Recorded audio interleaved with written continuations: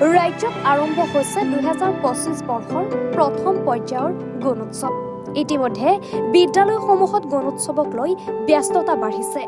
আঢ়ৈফুটীয়া মধ্য ইংৰাজী বিদ্যালয়তো এক সুন্দৰ পৰিৱেশ দেখিবলৈ পোৱা গৈছে। সুন্দৰভাৱে গণোৎসৱ পালন কৰিছে বিদ্যালয়খনে।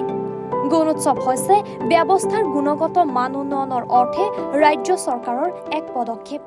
ছাত্ৰ-ছাত্ৰীৰ শিকনৰ মান নিৰূপণ, বিদ্যালয়সমূহত ঘটি থকা আন্তঃগাঁথনিবোৰক সঠিক উন্নয়নৰ ব্যৱস্থা কৰাৰ ক্ষেত্ৰত গণোৎসৱে এক বিশেষ ভূমিকা পালন কৰে।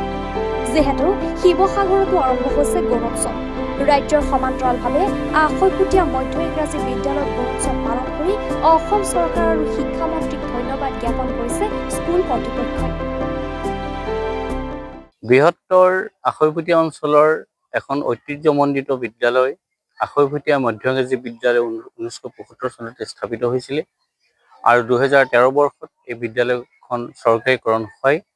ইয়াৰ পৰৱৰ্তী স্তৰত শিক্ষা বিভাগে আৰু চৰকাৰে এইখন বিদ্যালয়ৰ কাৰণে বিভিন্ন শিতানত পুঁজি আবণ্টন কৰিছে আৰু স্কুলখনৰ উন্নয়নৰ কাম দ্ৰুতগতিত চলি আছে।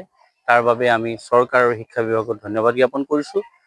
আৰু ষষ্ঠবাৰৰ বাবে আমাৰ বিদ্যালয়টো যথেষ্ট উৎসাহ উদ্দীপনাৰ মাজেদি বিদ্যালয় পৰিচালনা সমিতি, মাতৃগোট, প্ৰবীণ শিক্ষাবিদসকল, বিদ্যালয় প্ৰতিষ্ঠা লগ্নৰ শিক্ষকবৃন্দ আৰু স্থানীয় ৰাইজৰ সহযোগত ষষ্ঠবাৰৰ বাবে আমাৰ বিদ্যালয়টো আমি গণোৎসৱ অনুষ্ঠিত কৰিছোঁ।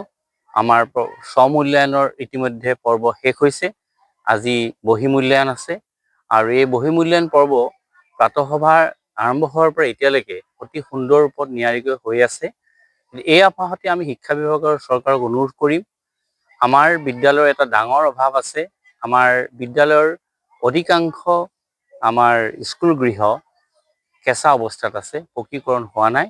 ইতিমধ্যে আমি বিভিন্ন ঊৰ্ধ্বতম কৰ্তৃপক্ষক এই বিষয়ে অৱগত কৰিছোঁ। আমি আশা কৰিম আমাৰ বিদ্যালয়ে ক্ৰমাগতভাৱে A+ পাই আহিছে আৰু একেৰাহে 2টা বছৰ A+ পাবলৈ সক্ষম হৈছে আৰু এইবাৰো ভাবিছোঁ আমি ভাল ফলাফল নিশ্চয় পাম আৰু এইবাৰ আমি নিশ্চিতভাৱে আশা কৰিব পাৰোঁ চাগে আমাৰ শিক্ষা বিভাগে বা অসম সৰ্বশিক্ষা মিছনে বা সমগ্ৰ শিক্ষা অভিযান মিছনে আমাৰ বিদ্যালয়ৰ এই কেঁচা ঘৰৰ অভাৱটো যাতে পূৰণ কৰে, তাৰ কাৰণে এটা বিশেষ অনুদান যাতে আমি পাওঁ।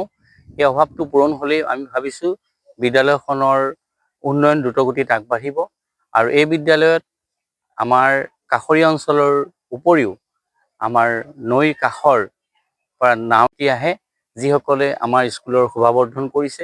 অভিভাৱকসকলে আমাক যথেষ্ট সহায় উদ্দীপনা কৰি আহিছে। আমাৰ বিদ্যালয় পৰিচালনা সমিতিৰ প্ৰাক্তন সভাপতি, আমাৰ বিদ্যালয়ৰ প্ৰাক্তন প্ৰধান শিক্ষক উপেন্দ্ৰনাথ ভূঞাদেৱে আমাৰ প্ৰতি মুহূৰ্ততে আমাৰ সহযোগিতা আগবঢ়াই আহিছে। বিদ্যালয়ৰ এসময়ৰ প্ৰতিষ্ঠা লগ্নৰ শিক্ষক পুৰ্ণানন্দ শইকীয়া ছাৰ, তেখেতে আমাৰ দুগৰাকী শিক্ষয়িত্ৰী বৰ্তমান প্ৰসূতিকালীন ছুটিত থকাৰ বাবে আমাৰ 2টা হিন্দী বিষয়ৰ ক্লাছ তেখেতে আমাক প্ৰদান কৰি আহিছে। আমাৰ বিদ্যালয় পৰিচালনা সমিতিৰ সভাপতি, যুৱ সমাজকৰ্মী আমাৰ ৰাজীৱ বৰাদেৱী, তেখেতে যথেষ্ট নিষ্ঠাৰে আৰু যথেষ্ট উদ্যমেৰে আমাৰ বিদ্যালয়খন কেনেকৈ দোপতদোপে উন্নতি শিখৰলৈ যায় তাৰ কাৰণে তেখেতে চেষ্টা চলাই আহিছে। আমাৰ বিদ্যালয়ৰ অভিভাৱক শিক্ষক সভাৰ সভাপতি নিৰঞ্জন বৰুৱাদেৱ, তেখেতে আজি ক্ৰমাগতভাৱে তেখেতে দায়িত্ব লোৱাৰ পৰা এতিয়ালৈকে বিদ্যালয়খনৰ উত্তৰণৰ কাৰণে চিন্তা চৰ্চা কৰি আহিছে আৰু আমাৰ কাষতে থকা যিখন আয়ুষ্মান মন্দিৰ আছে, আয়ুষ্মান মন্দিৰ, সেই মন্দিৰেও আমাক সহায় কৰিছে। আমাৰ কাষৰ দিচাংপুৰ উচ্চ মাধ্যমিক বিদ্যালয়ে আমাক যথেষ্ট সাহায্য কৰি আহিছে। বন্ধু বিদ্যালয়ৰ ৰূপে আমি 2খন স্কুলে কাম কাজ কৰি আহিছোঁ আৰু সমগ্ৰ অঞ্চলটোৱে এই বিদ্যালয়খনৰ উত্তৰণৰ কাৰণে বিভিন্ন ধৰণে সহযোগিতা কৰি আহিছে। আমি সকলোকে ধন্যবাদ জনাইছোঁ আৰু গুণোৎসৱৰ আজি যিগৰাকী বহিমূল্যায়ক আহিছে, তেখেতেও যথেষ্ট সূক্ষ্ম পৰ্যবেক্ষণেৰে আমাৰ বিদ্যালয়খনৰ উত্তৰণৰ দিশত এটা সুন্দৰ ৰিপৰ্ট আমাক নিশ্চয় দিব। এই আশাৰে আমি 2টা নিউজ চেনেলকে ধন্যবাদ জনাই আমাৰ ক'বলগীয়াখিনি সামৰিছোঁ। ধন্যবাদ। শিৱসাগৰৰ পৰা মণি গগৈৰ ৰিপৰ্ট, এনি ভাৰত 24। নমস্কাৰ, মই কুমাৰ ভৱেশ। এনি ভাৰত 24-এ এটা ৰিয়েলিটি শ্ব'ৰ আয়োজন কৰিছে আৰু এই শ্ব'টিৰ নাম হ'ল জুবিনৰ গানে কি আনে।